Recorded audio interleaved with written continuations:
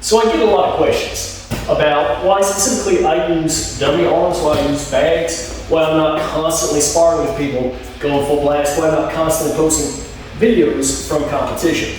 There's a very specific reason. For those who lift weights, here's a good analogy. Do you max out every time you're in the gym? Now, if you're halfway intelligent, you understand that the only answer to that is no. If you're maxing out all the time, you're not going to be working on fine-tuning technique, you're not going to be working on the connective tissues, you're not going to be working on the accessory actions that will support whatever movement you are attempting to get your max lift in. Same thing with martial skill. If I'm only worried about sparring, that means I'm going to end up only worried about winning.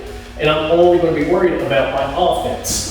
I'm going to work primarily in those places where I have maximum power, which for most people is 75 to 90% of limb extension. So about 90, about 75. We have to understand that there are various ranges. The pre-engagement range, or some place where I failed to injure you. He decided that I was someone to jump. He covers the range for me. That is where our karate from our Isshin and our Rinchu comes in. I need to be able to deal with the stuff that happens before that, with the fine actions of the bridging space here, what people would call the pre-clinch position. We'll be covering a lot of that at Seafood Russ's 2-day bridging seminar coming up August 23rd and 24th, that Saturday and Sunday. We're going to work a lot on the skills and the mechanics that we get in this area.